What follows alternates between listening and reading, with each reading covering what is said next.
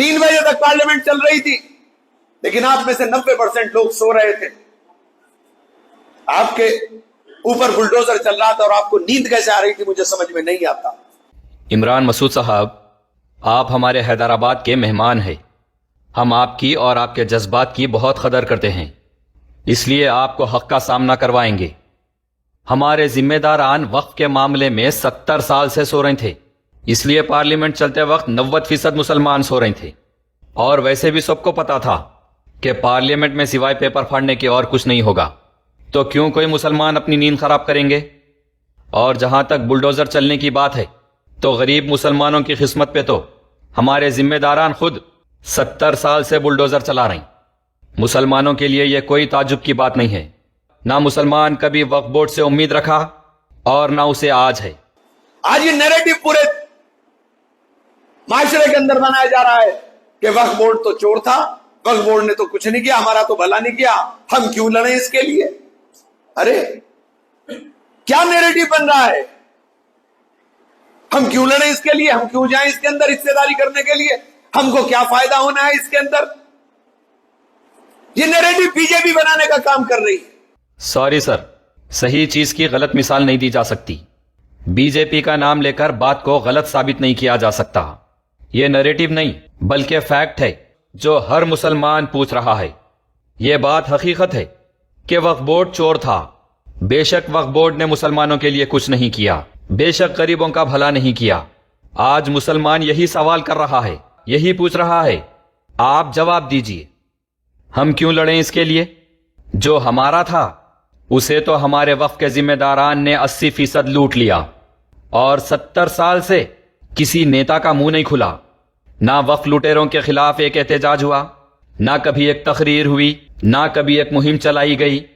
اب تو بچے ہوئے صرف 20% پر پارلیمنٹ میں بل بھی پاس ہو گیا اور قانون بھی بن گیا. اب ہم کیوں جائیں روڈوں پر اپنی جان جوخم میں ڈال کے؟ نہ ہمیں کچھ ملا اور نہ کبھی امید رکھی گئی. اگر وقف کی اتنی فکر ہے تو احتجاج منظم کرنے والے قائدین اپنی اولاد کو روڈوں پر کیوں نہیں لاتے؟ لائیے لاٹ صاحبوں کو روڈوں پہ. پہلے تو مسلمانوں کے وقف اثاثے لوٹ کے کھا گئے، اور اب سروں پہ کفن باندھنے غریب مسلمان ہی ملا کیا؟ احتجاج شروع ہو کے 8 دن نہیں ہوا، 3 نوجوان بچے احتجاج میں ہلاک ہو گئے. کیا کرتے آپ لوگ؟ تھوڑے مذمتی تقاریر کر دیتے، میڈیا میں انٹرویو دے کے مذمت کر دیتے، جذباتی باتاں کر دیتے. کیا جواب دیں گے ان کے ماں باپ کو جس کی گود اجڑ گئی؟ کیا جواب دیں گے ان کو جس کے نوجوان بھائی ہلاک ہو گئے؟ ہر لاش کے اوپر 25,000 روپے دے کے نوجوانوں کے موت کی قیمت ادا کر دیے. آپ نے کہا کہ آپ کو سمجھ نہیں آیا، اس لیے آئیے میں آپ کو سمجھاتا ہوں. آپ کے ساتھ تلنگانہ وقف بورڈ کے چیئرمین صاحب بھی ہے، ان کے ساتھ ذرا منی کونڈا لین کو ہلز جا کے آنا تھا آپ، اور ذرا ان سے پوچھنا کہ تلنگانہ میں قریب 35,000 وقف جائیدادیں ہیں، کتنے قبضے ہوئے، کون کرے اور قبضے کر کے کس کو بیچے؟ اب وہ جائیدادیں مسلمانوں کے پاس ہے یا مارواڑیوں کے پاس؟ ذرا پوچھئے. درگاہوں کے تحت کتنے 1,000 کروڑ کی جائیدادیں تھی، وہ سب کون اور کیسے بیچ کے امیر بن گئے؟ ذرا پوچھئے. 77,000 ایکڑ جائیدادیں ہیں، ان میں سے 55,000 ایکڑ زمین پر تو لٹیگیشن چل رہی. کون قبضے کر کے لٹیگیشنز ڈالے؟ ذرا پوچھئے. منی کونڈا جاگیر کی قریب 1,700 ایکڑ زمین کس کے پپا کی جاگیر تھی جو دے دیے؟ ذرا پوچھئے. صرف حیدرآباد میں 750 کے قریب قبرستان ہے، اس میں سے 86 قبرستانوں پہ کون قبضے کرے؟ ذرا پوچھئے. کون معاملے کر کے خبروں کو بیچ دیے؟ کون خبروں پہ بلڈوزر چلا کے پلاٹنگ کرے؟ کون قبرستانوں پہ شادی خانے بنا کے روز وہاں آرکیسٹرا لگا کے ناچ رہی؟ ذرا پوچھئے. وقف کے 3,000 جائیدادیں کہاں غائب ہو گئے؟ ذرا پوچھئے. 900 کے قریب ڈاکومنٹس کلیکٹر آفس سے کون غائب کر دیے؟ ذرا پوچھئے. وقف بورڈ آفس میں پری پلانڈ طریقے سے چوروں کو گھسا کے تالے توڑوا کے کون ڈاکومنٹس چوری کروائے؟ ذرا پوچھئے.